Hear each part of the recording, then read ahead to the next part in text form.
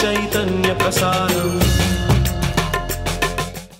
నమస్కారం, మన ధర్మం కార్యక్రమానికి స్వాగతం. ఇవాల్టి మన ధర్మం కార్యక్రమంలో మన ధర్మ సందేహాల్ని నివృత్తి చేసేందుకు మనతో పాటు ఉన్నారు ప్రముఖ ఆధ్యాత్మికవేత్త ఆచార్య శ్రీ తాడేపల్లి పతంజలి గారు. గురుగారు నమస్కారం. నమస్కారం అమ్మా. గురుగారు, ఈరోజు జనవరి 12 వివేకానంద జయంతి, జాతీయ యువజన దినోత్సవం. ఈ సందర్భంగా నేటి యువతరం వివేకానందుడి నుంచి ఎటువంటి స్ఫూర్తిని పొందాలి, అలాగే వివేకానంద స్వామికి అంత మంచి వ్యక్తిత్వ వికాసం రావటానికి వాళ్ళ తల్లిదండ్రులు ఎటువంటి పాత్రను పోషించారు? ఇనప కండలు, ఉక్కు నరాలు, ఇవి యువతరానికి కావాలి అని ఆశించినటువంటి మహానుభావుడు వివేకానంద స్వామి. ఆ వివేకానంద స్వామి పుట్టినరోజు అయినటువంటి ఈ రోజుని యువకుల యొక్క దినోత్సవంగా మనందరం కూడా జరుపుకుంటున్నాం. అంటే ఆ స్వామివారి నుంచి, ఆ వివేకానందుడి నుంచి స్ఫూర్తిని పొందాలి. ఆయన ఏ రకంగా ఉత్తేజంగా ఈ లోకంలో కార్యక్రమాలు నిర్వహించాడో యువతరం కూడా ఆ రకంగానే లోకానికి క్షేమంకరమైన కార్యక్రమాలు నిర్వహించాలి అనే ఉద్దేశ్యంతో యువజనులందరికీ ఈరోజు వివేకానంద దినోత్సవం, యువజన దినోత్సవం అని పెట్టారు. అందువల్ల అందరూ కూడా ఆ వివేకానందుడి నుంచి స్ఫూర్తిని పొందేదరుగాక. ఇక వివేకానందుడిని ఆ రకంగా తీర్చిదిద్దటంలో తల్లిదండ్రుల బాధ్యత, తల్లిదండ్రుల యొక్క స్ఫూర్తి ఎంతవరకు ఉంది? చాలా ఉందమ్మా. ఎందుకనంటే చిన్నప్పుడు వాళ్ళ అమ్మగారు ఆ పరమశివుని కరుణా కటాక్షం చేత పుట్టినటువంటి బిడ్డని వీరేశుడు అని పేరు పెట్టింది. వాళ్ళ అమ్మగారు భువనేశ్వరీదేవి, తండ్రి గారు విశ్వనాథుడు. తర్వాత నామకరణం నరేంద్రుడు అని పేరు పెట్టారు. అమ్మగారు మాత్రం గారాభంగా వీరేశుడు అని పిలుచుకునేవారు. అంటే వీరయేశుడు అంటే వీరభద్రస్వామి, శివుడు అన్నటువంటి శివావతారంగా అమ్మగారు భావించుకునేవారు. చిన్నప్పటి నుంచి అమ్మ ఈనాటి తల్లులందరూ నేర్చుకోవాల్సినటువంటి పెంపకాన్ని ఆ భువనేశ్వరీదేవి వివేకానందుడి పట్ల చూపించింది. చాలా అతని వ్యక్తిత్వ నిర్మాణం చేసేది. తండ్రి కూడా ఆ రకంగానే ఉండేవాడు. తండ్రి తన పక్కన ఒక 5-6 కూర్చొని భోజనం చేసేవాడు కాదు. తండ్రిది అటువంటిది పాత్ర. ఎవరు లేకపోతే భోజనం చేసేవాడు కాదు. ఎవరో ఒకరు 4-5 తెలియనటువంటి అతిథులు వచ్చి కూర్చోవాలి. చిన్నప్పుడు అది చూసి నరేంద్రుడు కొంచెం ఎదిగిన తర్వాత చిన్నపిల్లవాడిగానే, అంటే అప్పటికింకా వికసనం చెందలేదు, నాన్నగారు ఇంట్లో ఖర్చులు చాలా పెరుగుతున్నాయి కదా, ఇలా ఎందుకనంటే ఉన్నంతలో మనం తోటి మానవుల యొక్క ముఖం మీద చిరునవ్వుని పంచాలి. మనం ఇలాగ ఆకలితో ఉన్నటువంటి వాళ్ళకి పెడితే అదే మనకి జీవితంలో రక్షణిస్తుంది. ఇదిగో ఈ పాఠం తండ్రి గారు నేర్పారు వివేకానందుడికి. అట్లాగే తెలిసి తెలియక ఒకసారి అమ్మని తిట్టాడట ఆ చిన్నప్పటి వీరేశుడు. తిడితే పెడీమని చంపదెబ్బ కొట్టాల తండ్రి. అంటే పెంపకం ఎలా ఉండేదో చూడండి. వివేకానందుడు పడుకునేటువంటి గదిలో ఆ గోడ మీద తండ్రి గారు రాశాడు, ఈరోజు నరేంద్రుడు తల్లిని నిందించెను అని రాశారు. వివేకానందుడు అంటే చిన్నప్పటి ఆ నరేంద్రుడు గదిలోకి వెళ్ళి చూశాడు. చూస్తే ఎదురుకుండా అక్షరాలతోటి ఈరోజు నరేంద్రుడు తల్లిని నిందించెను.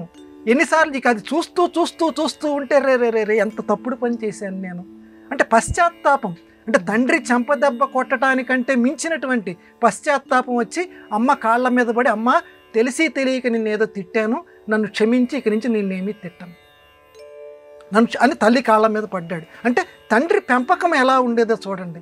అట్లాగే చిన్నప్పుడు తనకు తెలిసిన విషయాలు తరగతి గదిలో ఉన్నటువంటి ఉపాధ్యాయుడికి చెప్తే ఉపాధ్యాయుడు వేరే రకంగా చెప్పి, ఈ రకంగా నువ్వు తప్పు చెబుతున్నావు అని చెప్తే, కాదండి ఆధారాలని చెప్పి పుస్తకాలతో సహా నిరూపిస్తే ఉపాధ్యాయుడు అప్పుడు నిజమేరా నువ్వు చెప్పిందని ఒప్పుకున్నాడు.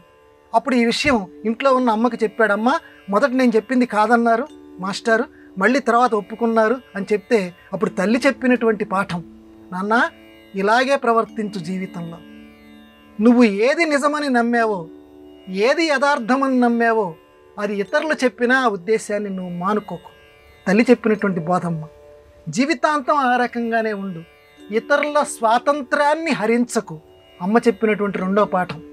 ఇతరుల ఎప్పుడు నువ్వు ఏదైనా చెప్పదలుచుకుంటే చెప్పు, కానీ ఇతరుల స్వాతంత్రాన్ని మాత్రం నువ్వు నాశనం చెయ్యకు.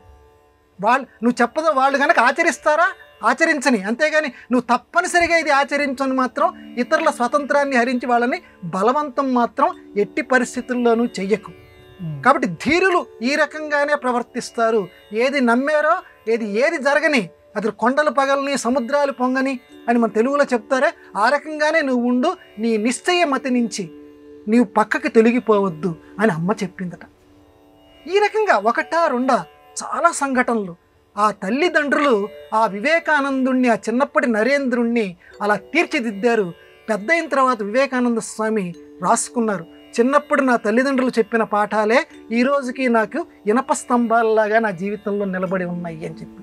అదమ్మా ఒక తల్లి తండ్రి బిడ్డని పెంచవలసినటువంటి విధానాన్ని వివేకానంద జీవిత చరిత్ర మనకి చెప్తుంది. గురుగారు, రామకృష్ణ పరమహంసను వివేకానందుడు తొలిసారిగా ఏ సందర్భంలో కలిశారు?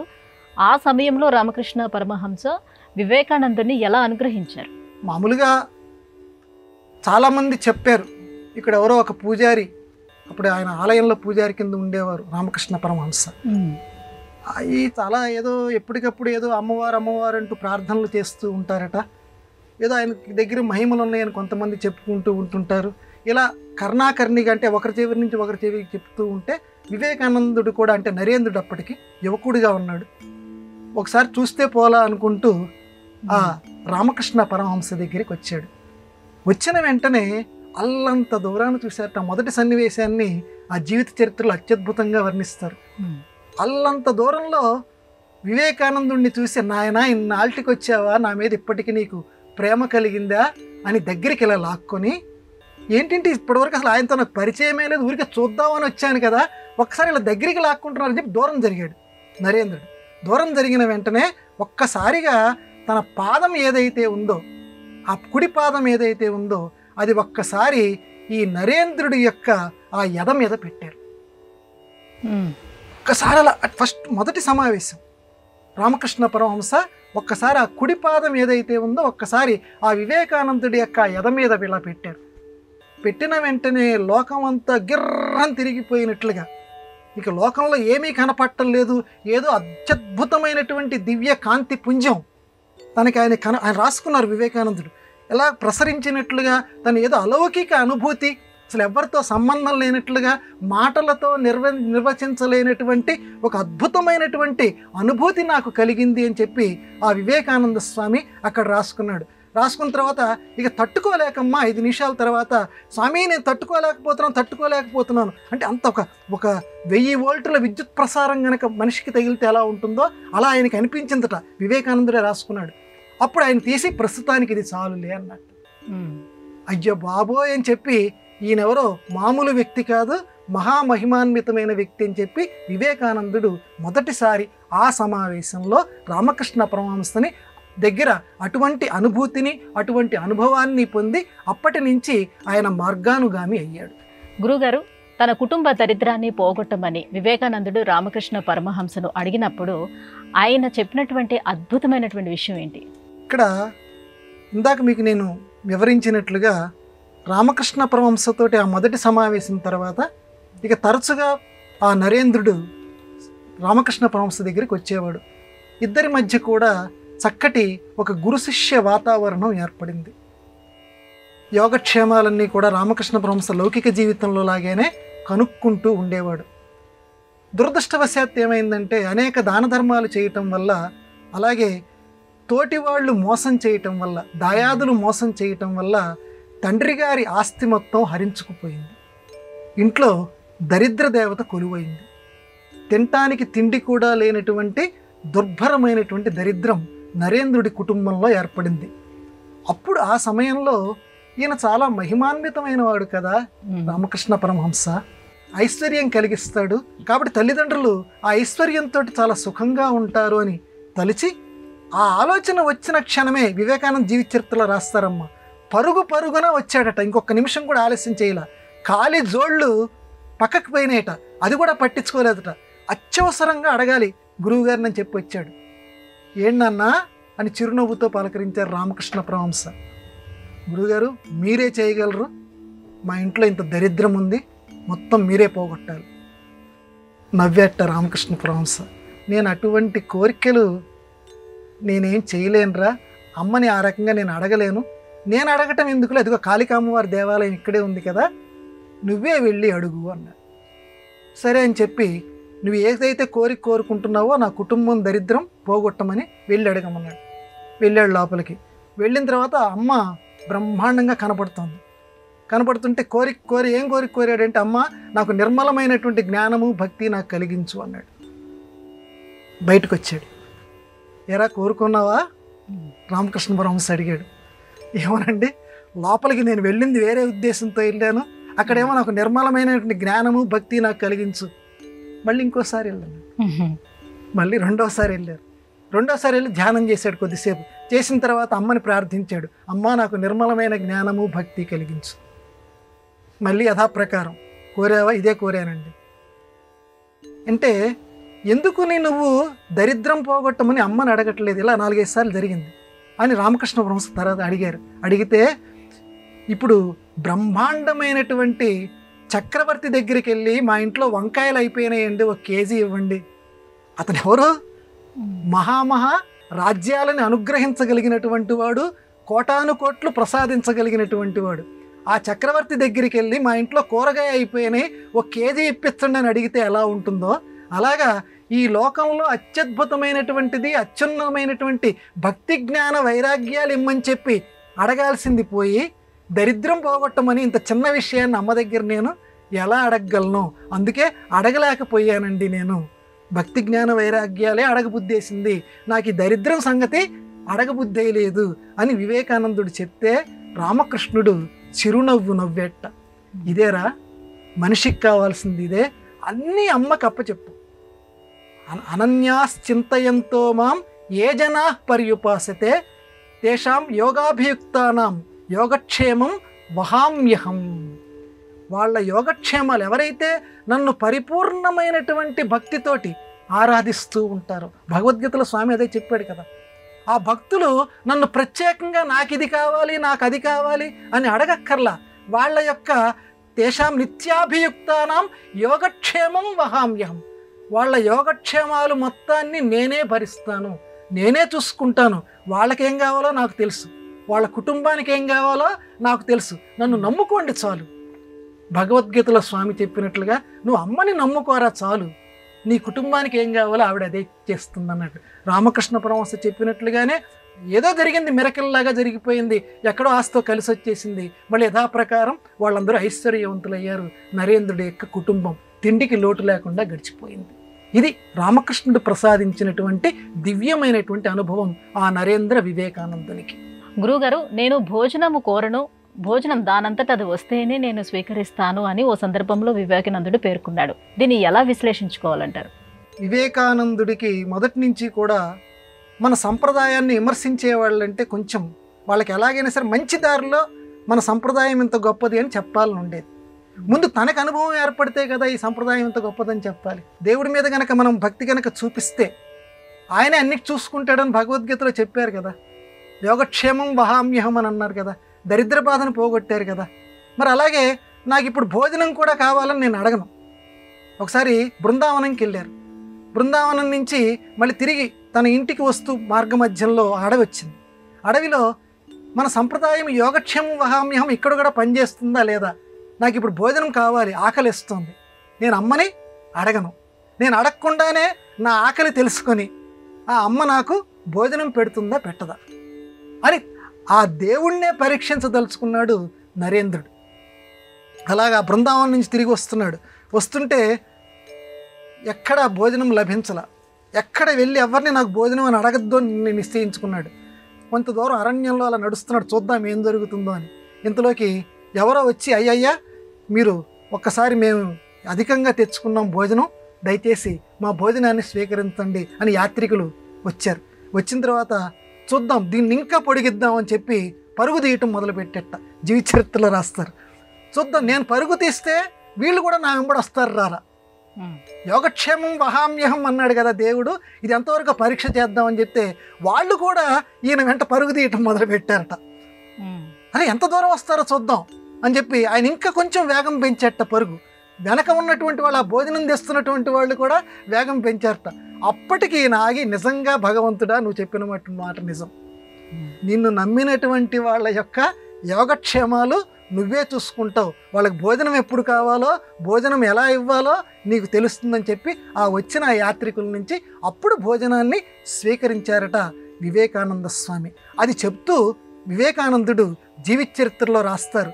కాబట్టి నాలాగా నేను అనుభవం కోసం ఇది చూశాను, మీరు కూడా పరీక్ష చేసుకోవచ్చు. నిర్మలమైనటువంటి చిత్తంతో ఆ అమ్మని ఆరాధిస్తూ చేయండి, మీకు తప్పకుండా ఏదో ఒక మార్గంలో అదృష్టం మీ తలుపు తడుతుంది. స్వామి రాసినటువంటి మాటలు. అందువల్ల ఆయన్నే నమ్ముకోవాలి, అనన్యాశ్చింతయంతో. ఇంకా వేరే వేటిని తలుచుకోకుండా ఆయన్నే నమ్ముకుంటే తప్పకుండా ఆయన మన యొక్క యోగక్షేమాలు చూస్తాడు. ఇది స్వామి ఈ పాఠం మనకి నేర్పాడు. గురుగారు, సాధారణంగా శిష్యుడిని గురువు పరీక్షిస్తాడు, కానీ ఇక్కడ గురువుని శిష్యుడు అంటే వివేకానందుడు పరీక్షించాడు. ఈ అంశాన్ని మనం ఎలా విశ్లేషించుకోవాలి? మనం చెప్పుకుంటున్నాం కదా, వివేకానందుడికి అనుభవం ద్వారా జ్ఞానం అంటే చాలా ఇష్టం స్వామికి. అంటే అందరినీ పరీక్ష పెట్టేవాడు. ఇప్పుడు కనుక ఇది బంగారమా లేకపోతే మామూలుగా ఇంకోట నకిలీ అని చెప్పి మనం ఈ వర్తకులు కనుక ఏ రకంగా దాన్ని ఆ రాయి మీద రాసి చక్కగా దాన్ని పరీక్ష చేస్తూ ఉంటారో, గీటరాయి మీద రాసి అసలు బంగారమా నకిలీ బంగారం అని చూస్తుంటారో, అట్లాగే అంత పెరిగినటువంటి స్వామి రామకృష్ణ పరమహంస దగ్గర అంత పెరిగినటువంటి స్వామి ఎప్పుడు బోధనలో ఏం చెప్పేవారంటే, వివేకానందుడితో పాటు శిష్యులు అందరూ ఉండేవారు. రామకృష్ణ పరమహంస నాయన కామిని మీద కాంచనం మీద ఆశ ఉండకూడదు, ఎక్కువ పాఠం ఇది చెప్పేవారు. కాంచనం అంటే బంగారం వెండి ఇవి కదమ్మా, వీటి మీద ఆశ ఉండకూడదు నాయన, జీవితంలో మీరందరూ ఇదే పాటించండి అంటే ఇన్ని పాఠాలు చెప్తున్నారు, ఈయనకు అసలు ఆశ ఉండాలి. అంటే మన మామూలు మానవ స్థాయిలో అంటే లోకానికి అంటే స్వామికి తెలుసమ్మా. ఇక్కడ మనం గ్రహించాల్సింది ఏంటంటే వివేకానందుడికి రామకృష్ణుడి స్థాయి తెలుసు. లోకానికి నిరూపించడం కోసం ఏం చేశారంటే రామకృష్ణుడు పడుకునేటువంటి ఒక మంచం ఉండేది. ఆ వెండి నాణెం ఒకటి ఆయనకి తెలియకుండా ఆయన పడుకునేటువంటి ఆ మంచం పరుపు కింద ఏదో ఉందో ఆ దుప్పటి కింద పెట్టేశారు. ఎక్కడో బయటికి వెళ్ళినటువంటి సమయంలో రామకృష్ణుడు మామూలుగానే కొద్ది సమయం తర్వాత వచ్చాడు. వివేకానందుడు అలా బయట నిలబడ్డాడు. వచ్చి ఇలా పడుకోవటానికి రామకృష్ణుడు ఇలా నిశ్చయించుకుని ఇలా పడుకున్నాడు. పడుకున్న వెంటనే అడుగున ఆయన శరీరానికి ఆ నాణ్యం తగిలింది. ఒంటి మీద గనక ఎవడన్నా తగలబెడితే మంట గనక తగిలితే ఏ రకంగా శరీరానికి నిప్పంటుకుంటే వాడు ఎలాగ పరుగులు తీస్తుంటాడో, ఎంత తాపంతో అల్లాడిపోతుంటాడో, అట్లా నా ఒంటి నిండా మంటలు వచ్చేస్తున్నాయి, ఏం జరిగిందని చెప్పి ఒక్కసారి లేచిపోయి ఆ మంట వచ్చిన వాడు ఏ రకంగా ప్రవర్తిస్తాడో రామకృష్ణుడు అలాగా కాలిపోయినటువంటి వాడు ప్రవర్తిస్తున్నాడు. శిష్యులందరూ పరిగెత్తుకొచ్చారు. నరేంద్రుడు అక్కడే నిలబడ్డాడు. వివేకానందుడు ఆ ద్వారం దగ్గర, ఆయనేం మాట్లాడటల్లా. శిష్యులందరూ వచ్చి కొంచెం మీరు ఇలా పక్కకి రండి. ఆయన వణికిపోతున్నాడు, కాలిపోతున్నట్టు వణికుతున్నాడు. అలా పక్కన నిలబెట్టారు రామకృష్ణుడిని. ఏం జరిగింది కింద ఏమైనా తేలు లాంటిది ఏమైనా కుట్టిందా, ఈయనకి ఏమైనా పురుగు లాంటిది ఏమైనా కుట్టిందా అని చెప్పి ఆ దుప్పటిని ఇలా తీశారు. తీస్తే ఆ అడుగున వెండి నాణ్యం కనపడింది. ఆ వెండి నాణ్యం కనపడటంతో ఒక్కసారి రామకృష్ణుడు ఆ వెండి నాణ్యం కేసి జీవిత చరిత్రలో అత్యద్భుతమైన ఘట్టం అమ్మ. వెండి నాణ్యం కేసి ఒక చూపు చూస్తాడు. ఆ ద్వారం దగ్గర నిలబడినటువంటి నరేంద్రుడి వైపు ఒక చూపు చూశాడు. నరేంద్రుడు వెంటనే ఇలా ఉన్న తల ఇలా కిందికి దించాడు. ఇక్కడ ప్రశ్నలు లేవు, జవాబులు లేవు. అప్పటిదాకా ఒంటి మీద కాలిపోయినట్లుగా ప్రవర్తించినటువంటి స్వామి ఆ శిష్యుడు ఎప్పుడైతే ఆ నాణ్యం తీసేసాడో, ఎవరో వేరే శిష్యుడు, అప్పుడు వివేకానందుడిని చూసి నవ్వుతూ భుజం మీద చేయి వేశాడు. ఎరా తృప్తి పడ్డావా అని వివేకానందుడు నమస్కారం చేశాడు. ఇది ఆ గురు శిష్యుల మధ్య జరిగినటువంటి అత్యద్భుతమైనటువంటి సంఘటన. అంటే ఎటువంటి అంటే ఆయనే చెప్పేవాడు, రామకృష్ణుడు చెప్పాడు కాబట్టి వివేకానందుడు చేశాడు. ఎవరినీ కూడా పరీక్షించకుండా నమ్మవద్దు. రామకృష్ణుని యొక్క బోధనల్లో ఒకటి, నీకు తోచినటువంటి పరీక్ష ఏదో పెట్టు, ఆ పరీక్షలో నీ మనస్సు ఒప్పుకుంటేనే అతన్ని స్వీకరించు, గురువునైనా సరే ఎవరినైనా సరే. అందువల్ల పరీక్ష పెట్టాడు. అందులో నువ్వు మంచి పనే చేసావని అభినందించాడు నరేంద్రుని. గురుగారు, మరో సందేహం. ఆళ్వార్ మహారాజుకు వివేకానందుడు నేర్పినటువంటి గుణపాఠం ఏంటి? ఆళ్వార్ మహారాజు యొక్క చరిత్ర కనుక చూస్తే నిజానికి ఆయన చెప్పినటువంటి పాఠం ఈరోజు అందరూ కూడా శిరోధార్యంగా ఉండాలి. ఆళ్వార్ మహారాజు మన భారతదేశానికి సంబంధించినటువంటి రాజు అయినప్పటికీ పాశ్చాత్య సంపర్కం బాగా ఉన్నటువంటి వాడు. రాజ్యాన్ని, ఈ రాజ్యంలో ఉండేటువంటి ప్రజల విషయాన్ని వదిలేసేసి పాశ్చాత్య నాగరికత మోజులో ఎక్కువగా ఉండేవాడు. వాళ్ళంటే ఎక్కువ ఇష్టం ఉండేది, బ్రిటిష్ వాళ్ళంటే. అక్కడ పనిచేసే దివాన్ ఒకరు, ఆల్వార్ మహారాజ్ అప్పుడు దివాన్లు అనేవారు ఈ మంత్రులని వీళ్ళని. ఒక దివాన్ ఒకరు వివేకానందుడు అప్పటికే ప్రసిద్ధికి ఎక్కాడు. స్వామి మీరు ఒక్కసారి వచ్చి, మీరు పెద్దవారు కదా, మా మహారాజుకి చెప్పగలిగిన స్థాయి మీకే ఉంది, కొంచెం పాశ్చాత్య సంసర్గం ఏర్పడింది, కొంచెం మంచి మాట చెప్పండి అన్న. వచ్చిన వెంటనే ఈయన సన్యాసి వేషంలో ఉన్నాడు కదమ్మా వివేకానందుడు. ఉన్న తర్వాత, ఏమండి మీరు ఇంత దృఢకాయల్లాగా కనపడుతున్నారు, ఇలా ఇంటింటికి వెళ్ళి భోజనమేమో ఏదో యాచన చేసి తింటారట రాజు అన్నాడు. రాజు హోదా కదా అయింది. రాజు ఎందుకు యాచన చేసి తింటాం ఎందుకండి, మాధుకర వృత్తి అంటారు, శుభ్రంగా కాయ కష్టం చేసుకొని తినచ్చు కదా అని వివేకానందుడు అన్నాడు. స్వామివారు అన్నారు వెంటనే, నువ్వు భారతదేశంలో పుట్టావు, పాశ్చాత్యుల యొక్క సంసర్గం ఎందుకు నీకు, వాళ్ళ స్నేహం నీకెందుకు, నువ్వు కూడా మామూలుగా భారతదేశంలో వాళ్ళు ఎలా ప్రవర్తిస్తారో అలా ప్రవర్తించవచ్చు కదా అని ఎదురు ప్రశ్న వేశాడు. అది నా యొక్క సహజ గుణం, ఇది కూడా సన్యాసులైనటువంటి మా యొక్క సహజ గుణం అని చెప్పాడు. సరే అలా ఒప్పుకుందాం, నాకెందుకు అనండి ఈ భారతదేశం అన్న ఈ భారతీయులందరూ కూడా వాళ్ళ తత్వాలు చూస్తుంటే నాకు చాలా నవ్వు వస్తుంటుంది, ఆ విగ్రహాలకి నమస్కారం చేస్తారు. దేవుడిని భజించుకోండి నాకు అభ్యంతరం లేదు, విగ్రహంలో దేవుడు ఎక్కడ ఉంటాడండి, ఆ చిత్రపటంలో దేవుడు ఎక్కడ ఉంటాడండి, అందరూ నవ్విపోతున్నారు. మన పాశ్చాత్యులందరూ కూడా మన భారతీయుల్ని చూసి ఆ చిత్రపటానికి నమస్కారం చేస్తారు ఏంటండి, అందులో దేవుడు ఉన్నాడని అనేసరికి వివేకానందుడు వీటి ద్వారా లోకానికి కూడా పాఠం చెప్పాలి అని అనుకున్నాడు. అని అనుకుని ఒక ఆల్వార్ మహారాజు గారు, ఈయన చిత్రపటం ఎవరన్నా గీశారా అన్నాడు. బ్రహ్మాండంగా ఈయన చిత్రపటాలు బోల్డ్ మంది గీశారంటే ఒక పెద్ద చిత్రపటం తీసుకురండి అన్నాడు దివాన్. ఆ దివాన్ పట్టుకొచ్చిన వెంటనే రాజుగారు ఇక్కడ కూర్చొని ఉన్నాడు, వివేకానందుడు ఇక్కడ కూర్చొని ఉన్నాడు. ఆ దివాన్ని పిలిచి ఆ చిత్రపటం కింద పెట్టించి ఎవరు మహారాజు గారి యొక్క చిత్రపటం, దీని మీద ఉమ్మేయి అన్నాడు. ఆ దివాన్ వణికిపోయాడు. ఆ దివాన్, అరే ఇక్కడ రాజు కూర్చొని ఉన్నాడు, ఆయన చిత్రపటం అది, ఆయన కాదు కదయ్యా, ఆయన చిత్రపటం కదా ఇది, నేను ఆయన మీద ఉమ్మేయమంటలేదు, ఆయన చిత్రపటం మీద ఉమ్మేయమంటున్నాను అన్నాడు. అయ్యబాబు ఎలా ఉమ్మేస్తానండి, అది ఆయన చిత్రపటం కదా, ఏ ఆయనేనేంటంటే ఇప్పుడు అంటే ఆయనే అనేటువంటి భావన నీకుంది కదా, అంటే ఎవరు వచ్చి ఉమ్మేయలేపారు, ఆయన ఒక్కరే కదా, మిగతా వాళ్ళని కూడా రమ్మన్నాడు. అంటే మన భారతీయులు కూడా అంతే, ఒక విగ్రహంలో కానీ ఒక చిత్రపటంలో కానీ దైవాన్ని సందర్శిస్తారు. విగ్రహానికి నమస్కరిస్తున్నానని చెప్పి ఏ భారతీయుడు అనడు, విగ్రహానికి అని ఎవడు అండు, నేను దేవుడికి నమస్కారం చేస్తున్నాను, నీకు దైవ దర్శనం అయిందా అంటాడు. విగ్రహంలో దేవుణ్ణి చూస్తున్నాడు, సర్వాంతర్యామి అయిన దేవుణ్ణి చూస్తున్నాడు. అందుకని ఆ రకంగా భక్తి శ్రద్ధలతో పూజ చేసుకుంటారు మా భారతీయులు. ఒక విగ్రహంగా ఒక చిత్రపటంగా ఉన్న ఆయన మీదనే ఆయన సజీవుడేమో అని చెప్పి నువ్వు భ్రమపడి ఉమ్మేయటానికి వెనకాడేవే, మరి దేవుణ్ణి ఆరాధించకుండా మేము ఎలా ఉంటాము. ఆల్వార్ మహారాజ్ అప్పటి నుంచి కూడా ఆయన యొక్క కాళ్ళ మీద పడిపోయాడు, పూర్తిగా మారిపోయి ఆ పాశ్చాత్య స్నేహాన్ని మొత్తాన్ని మానివేశాడు. ఈ రకంగా ఆ మహారాజు గారి వృత్తాంతం ద్వారా లోకానికి వివేకానందుడు విగ్రహారాధన ఎందుకు చేస్తారు, విగ్రహారాధనలో ఉన్నటువంటి గొప్పతనం ఏమిటి లోకానికి చాటి చెప్పాడు. గురుగారు, ఈరోజు వివేకానందుడి జయంతి సందర్భంగా వివేకానందుడికి సంబంధించి మాకున్నటువంటి ఈ సందేహాలన్నీ కూడా నివృత్తి చేసినందుకు ధన్యవాదాలండి. నమస్కారం అమ్మా. ఇది ఇవాల్టి మన ధర్మము కార్యక్రమం. రేపటి మన ధర్మము కార్యక్రమంలో మళ్ళీ కలుసుకుందాం. నమస్కారం. ఈ కార్యక్రమాన్ని తిరిగి చూడాలనుకుంటే www.youtube.com/@ETV Life Spiritual లో చూడవచ్చు.